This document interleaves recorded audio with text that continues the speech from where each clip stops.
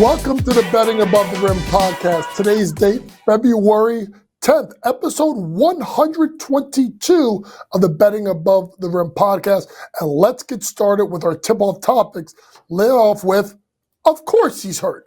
After Anthony Davis got off to a tremendous start in his first half of action for the Dallas Mavericks, Anthony Davis hurt himself again in the win versus the Houston Rockets. And it was just an interesting, I would say, evening or late afternoon in Dallas because of how it started. It started with the protests by the fans outside the arena about the Luka Doncic trade. It was basically an Anthony Davis that basically told everyone, buckle up. I'm going to carry this team. And I'm not going to make you forget about Luka, but I'm going to show why I was traded for her. And then, in 31 minutes, he's 26, 16, 7, 3, no fouls, 1 turnover, a +9 against one of the surprise teams in the West and the Houston Rockets, and he gets hurt. And this is going to be the issue with AD. When I talked about this being a home run, a win for Dallas now, what did I say? It was short term if AD stayed healthy and Kyrie was engaged. Now, Kyrie didn't shoot the ball well going 4-15 in the game, but AD showed what he can do. But now he's hurt, and he's out for multiple weeks. This is not going to calm everything down in Dallas. Folks, if anything, it's going to make it worse. Particularly if you look at the next 10 or so games. Let's say he's out till the end of the first week of March. Sacramento, Golden State, Miami, New Orleans, all home. At Golden State, at the Lakers, home Charlotte, home Bucks, home Kings, at Milwaukee, home Memphis, home Phoenix, and then 2 in a row at San Antonio. It's not a light schedule. They got to figure this out. Remember, they're also out without Derek Lively Jr.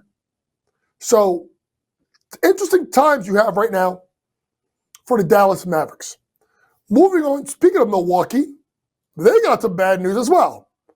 As Giannis Antetokounmpo, who is having an absolute monster year, is out through next week due to a mild calf strain. And when you think about Giannis and his explosiveness, right, to get to the basket, this is big because this deals with his ability to get you off the bounce. So if you're Milwaukee, you sit him out tonight versus Golden State, remember it's February 10th, Wednesday, Minnesota, and then you have the All-Star break.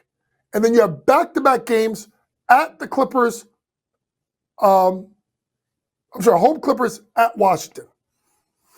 I'm looking at that February 23rd date against Miami as when you see him back. Listen, you hope with the next 2 games you get a split. Get to the All-Star break.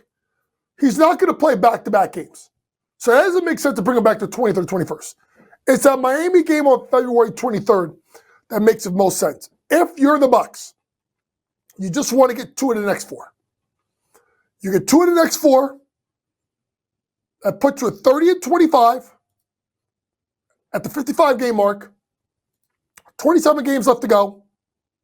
And you're in 5th place. You're 2 games ahead of Miami, who is in the 7th place in the play-in position. Circle that date. I know it's a week, but I don't think you see him back, my opinion, till the day before the Miami Heat game on the 23rd. Let's head to college basketball, where there was an upset. But do we really want to call it an upset? I think it's more of an upset because of the fact of the books were really, really disrespecting Florida. Now, all the games I had this weekend, this is the only one I got wrong. I thought it was going to be a little bit more of a low-scoring game. But Florida showed their muscle and their will in an outstanding 90-81 win at Auburn. A game that they were ahead by 10 at the break and withstood the punch. So why? Why did a team like Florida go into Auburn and get a win? Number one, they shot the ball great. You got to go on the road. You got to shoot the ball well. 49% from the floor, 40% from three. I've always talked about you have to be really good shooting and close in the rebounding edge and not foul too much to win on the road, right? So they outshot Auburn 49%, 43%. They outshot them 40%, 32% from three. Or if you look at it, a plus 18 in points. They made one more free throw, and they tied one of the best teams in the nation in rebounding, even, 40-40. Is it sustainable? Yes and no. When you look at this team, led by Walter Clayton Jr., one of the best guards in the country, you have four guys getting you 11 points per game or more, two other guys getting you 7.5 or more. The concern is their defense. I think that they're a phenomenal team. I think if the bracket shapes up right, they can make a run in March. But I don't know if them giving up 80 points a game is going to be able to cut it. Let's get to our last two topics really quickly. Number one, Mike Woodson stepping down. Folks, I called it. It's funny. I called it. We went off air on Wednesday, and then Matt George texted me. He was like, you called it. Because it happened a little bit after that. Mike Woodson stepping down. It's a year too late. Indiana's in trouble. They should have hired Dusty May. I don't know what else I have to tell you about it. I mean, the record's old. And at some point, these 80s are going to learn we don't need to hire ex-NBA guys. I need guys with college experience who's gone out and recruited, who knows how to develop talent. NBA guys with no college experience don't work in college basketball. I understand they run NBA-style offenses, but it doesn't mean they can run college programs. Let's get to the women's game because there was a really big upset over the weekend in which Texas beat South Carolina 66-62, ending South Carolina's 57-game SEC winning streak. This is more about Vic Schaefer than it is about anything else. If you don't know Vic Schaefer, this guy's been a hell of a coach for a long time. Was under Coach Blair at Texas A&M before he got his job at Mississippi State. You may know him as the coach that ended UConn's 111-game winning streak at the Final Four in 2017. Why do I say this? Because Vic Schaefer doesn't get the headlines of a Gino or Dawn Staley or Corey Close at UCLA or even my friend Mark Campbell at TCU. But he is one of the best coaches in the country, and they could make a run in March. Coming up next, we get into our award tour. We break down the men's national championship odds. We break down the women's national championship odds. We look at the women's player of the year award. And then I give you a team that I don't think that's going to make the NCAA tournament. This is the Betting Above the Rim podcast. We'll be back with our award tour after this commercial break.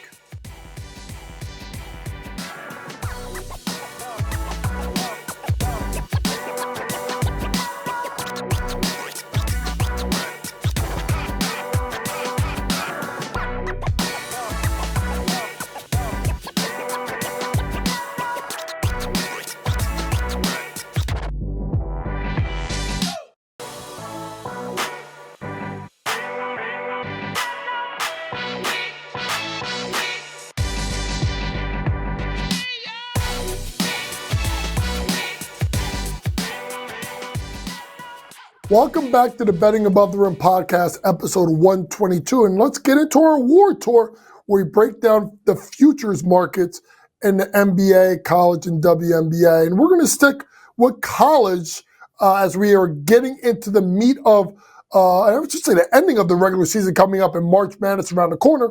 Let's start with the men's championship odds. Right now, after upsets, not just of Auburn, but Duke losing at Clemson. Remember, I know I like Duke. I did say, what did I say?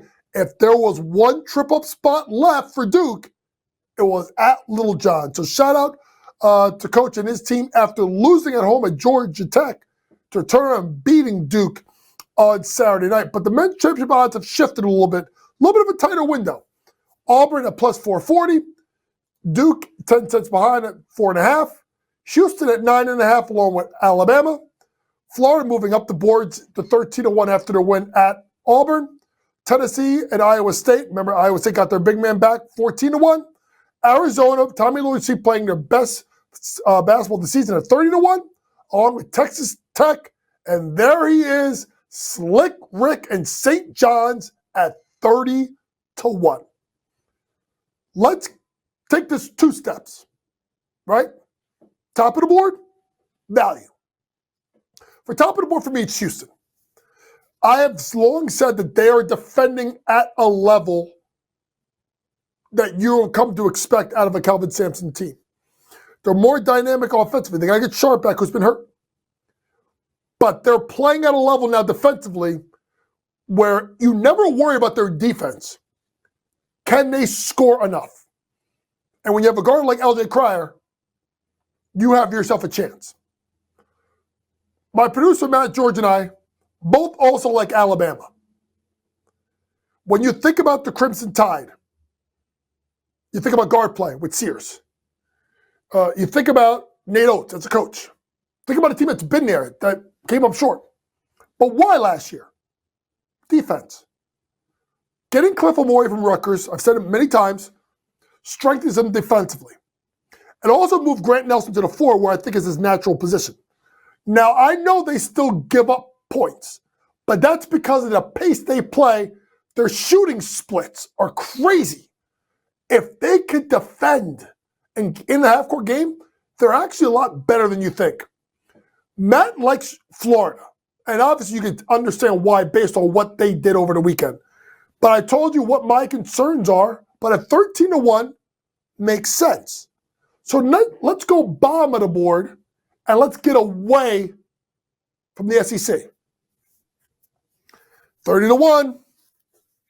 I ain't talking about Arizona or Texas Tech. I'm talking about St. John's.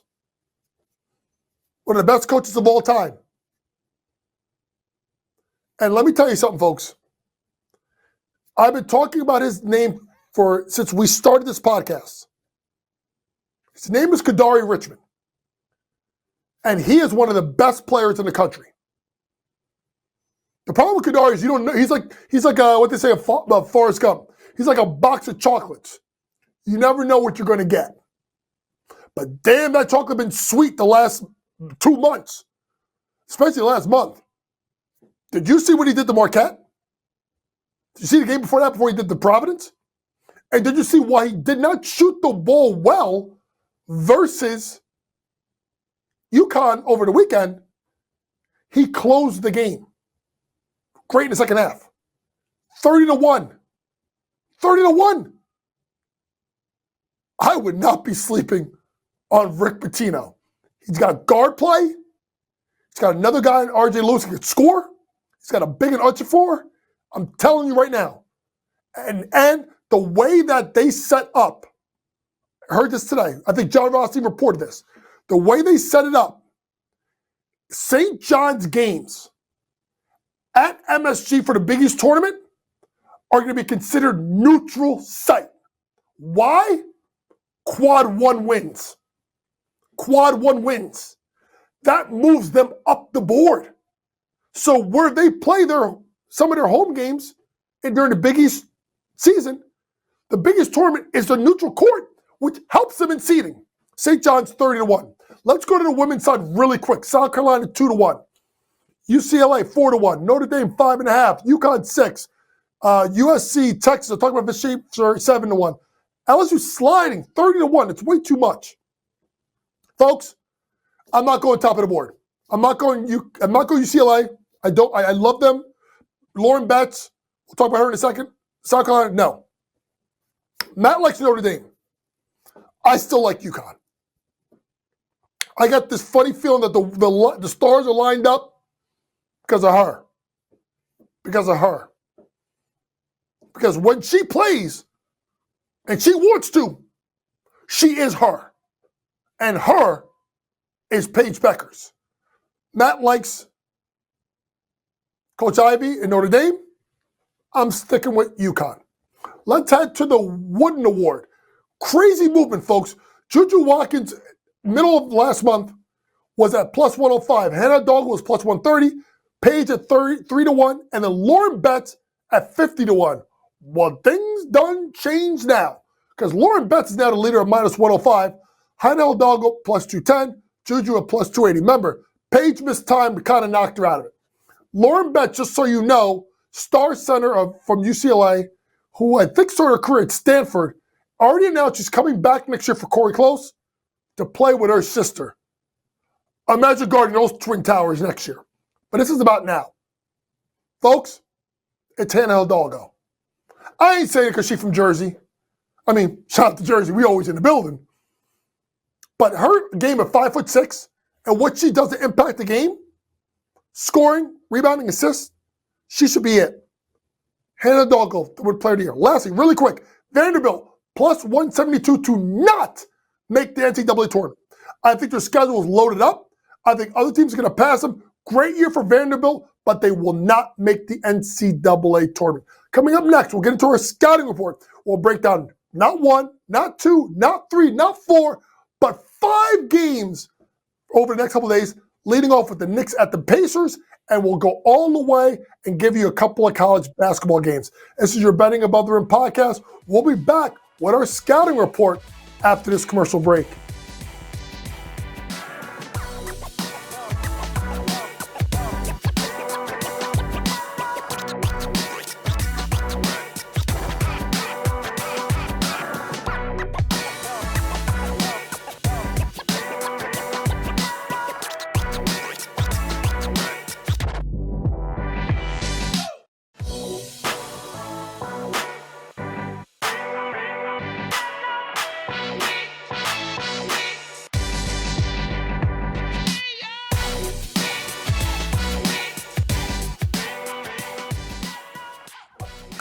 Welcome back to the Betting Above the Rim podcast, episode 122. And let's get into our scouting report where we preview the top games in the NBA and college basketball. And we start off with a rivalry that goes back to the 90s, which was now brought back after the Pacers knocked out the Knicks in last year's playoffs, as Jalen Brunson and the New York Knicks head to Indy to take on Tyrese Halliburton and the Indiana Pacers. And if you look at what could be out, Mitchell Robinson is still going to be out.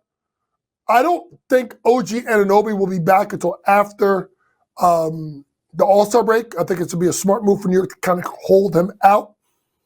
But when you look at the two teams, Pacers coming off a 124-117 win at the Lakers, in which they just got, it was a run in the second half, but they were getting beat up. I mean, they gave up 40-some-odd points to Austin Reeves. Knicks coming off a 131-104 loss where they really got beat up a lot by the Celtics. So the Knicks, they've played 2 games this year, both very early in the year.